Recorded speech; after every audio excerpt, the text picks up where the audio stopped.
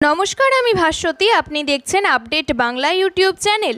রইল আজকে সব থেকে বড় 10টি প্রধান খবর। দেখে নিন এক নজরে আজকের হেডলাইন্সগুলি। রায়দিঘিতে বিরোধী দলনেতাকে ঘিরে বিক্ষোভ, মহিলাদের ধাক্কা দিয়ে বিতর্কে নিরাপত্তারক্ষীরা। নির্বাচনে নেই হাসিনার দল, ডিসেম্বরের দিন ঘোষণা জানালেন বাংলাদেশের নির্বাচন কমিশনার।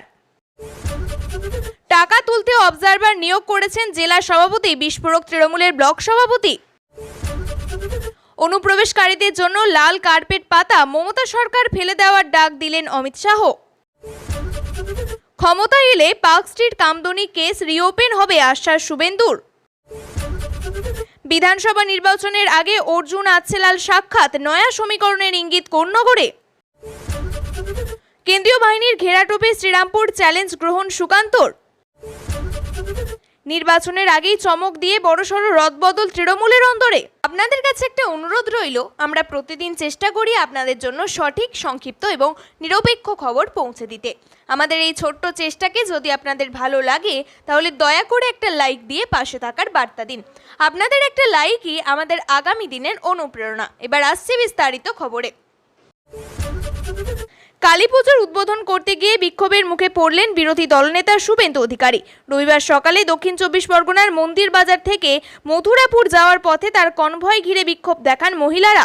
রাস্তার দুই ধারে প্লাকেট নিয়ে শান্তিপূর্ণ বিক্ষোভ চলছিল। অভিযোগ, সেখান দিয়ে শুভেন্দুর কনভয় যাওয়ার সময় তার নিরাপত্তারক্ষী কেন্দ্রীয় বাহিনীর জওয়ানরা গাড়ি থেকে নেমে মহিলাদের ধাক্কা দিয়ে সরিয়ে দেন।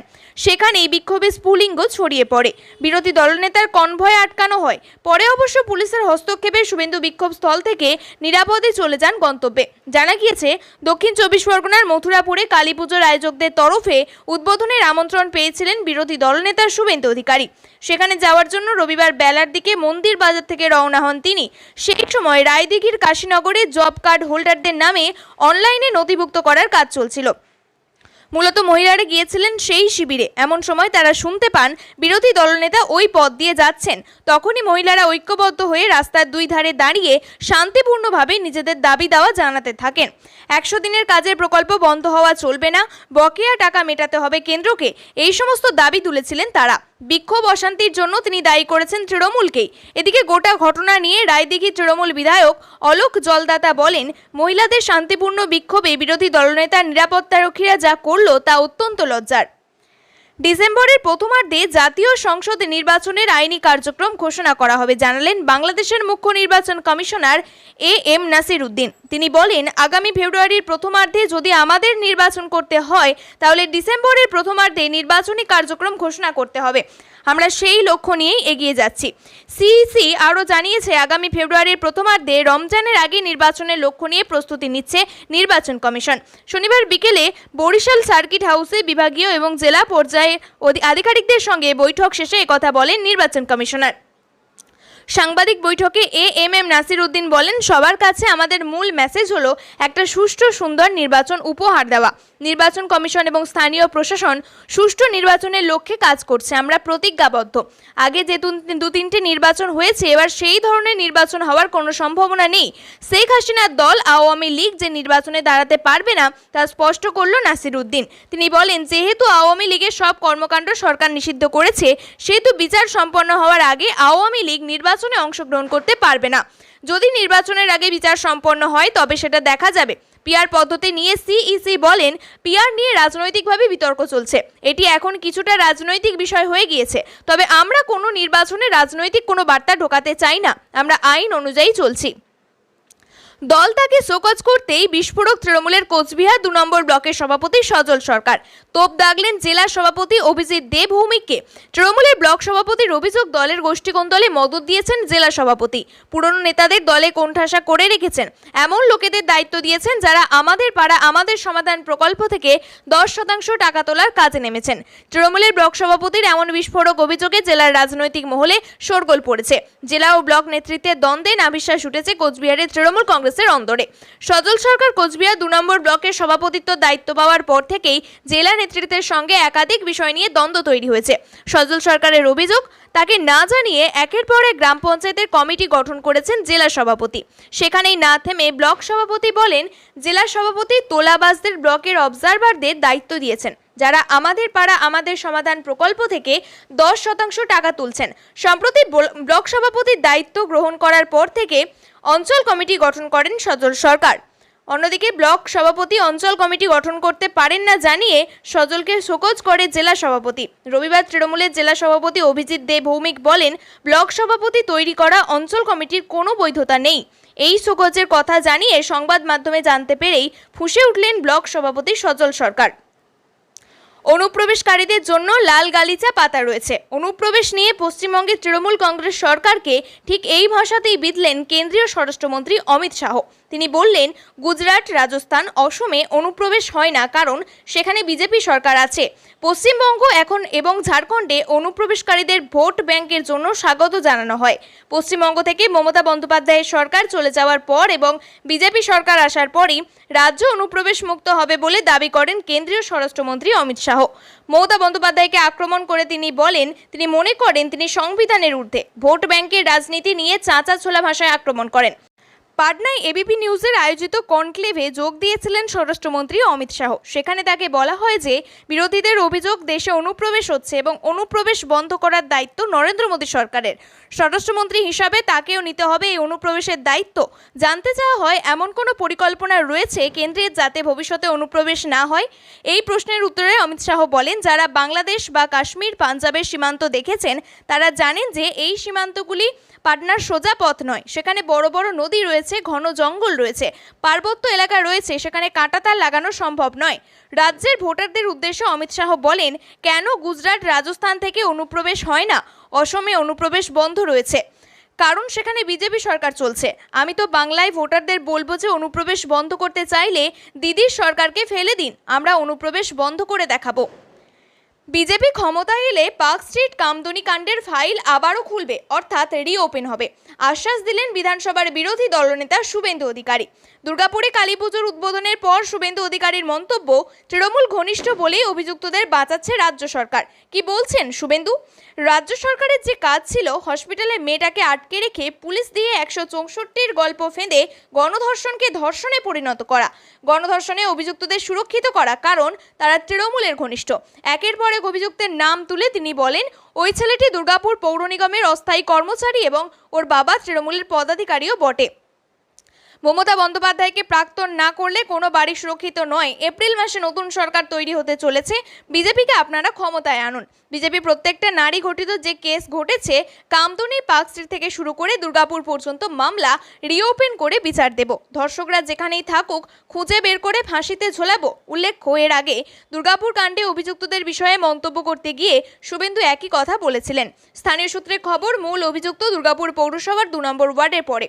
অন্যদিকে এলাকার কাউন্সিলর এই নিয়ে কোনো মন্তব্য করতে চাননি। সামনেই বিধানসভা নির্বাচন পশ্চিমবঙ্গে, তার আগে দল বদলের আশঙ্কা দেখা দিচ্ছে রাজনৈতিক মহলে। এবার নজরে কানাইপুরের প্রাক্তন পঞ্চায়েত প্রধান, উত্তরপাড়ার শ্রীরামপুর পঞ্চায়েত সমিতির প্রাক্তন সহসভাপতি আচ্ছেলাল যাদব। আচ্ছেলাল যাদবের সঙ্গে দেখা করলেন অর্জুন সিং। এরপরেই 26-এর নির্বাচনের জল্পনা উস্কে দিয়ে দল বদলের আশঙ্কা দেখা দিচ্ছে রাজনৈতিক মহলে। উত্তরপাড়া পুরসভার চেয়ারম্যান তৃণমূল নেতা দিলীপ যাদবের দাদা আচ্ছেলাল যাদব।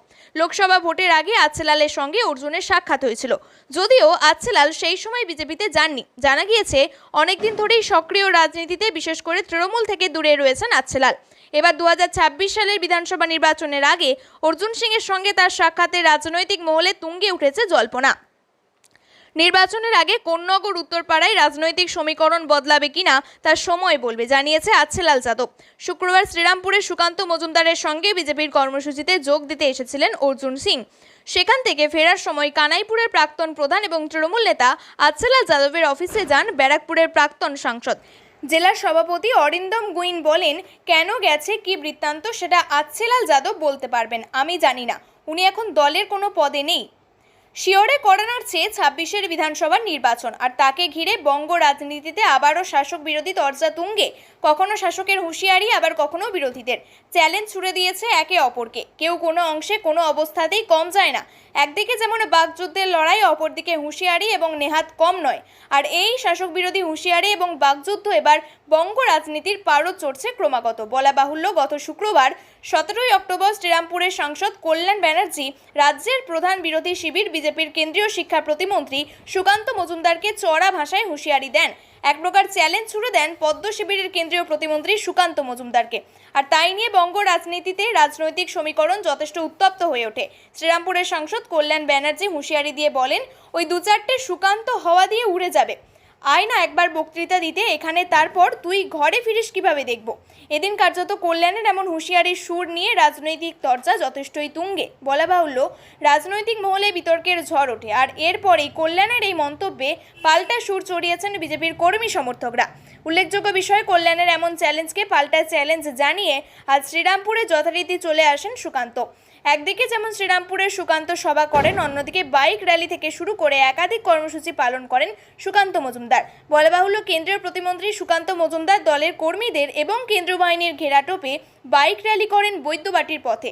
একই সঙ্গে দলের বিজয়া সম্মেলনের অনুষ্ঠান এবং সভা পর্যন্ত অনুষ্ঠিত হয় কেন্দ্রীয় বাহিনী এবং পদ্ম শিবিরের কর্মীদের ঘেরাটোপে। 2026 সালের বিধানসভা ভোটের আগে তৃণমূল কংগ্রেস আবারও সাংগঠনিক ঘুঁটি সাজাতে শুরু করেছে। রবিবার রাজ্য জুড়ে একাধিক জেলায় বড়সড় সাংগঠনিক রদবদল ঘোষণা করেছে শাসক দল।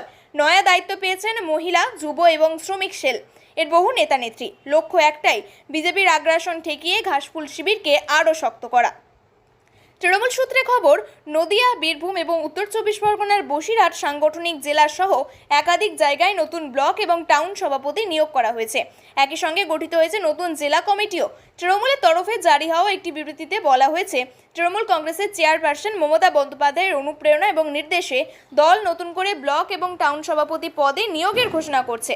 দলের এক সিনিয়র নেতা জানিয়েছেন, ভোটের 1.5 বছর আগেই সংগঠনকে নতুন উদ্যমে ঝাঁপিয়ে পড়ার বার্তা দিয়েছেন মুখ্যমন্ত্রী মমতা বন্দ্যোপাধ্যায়।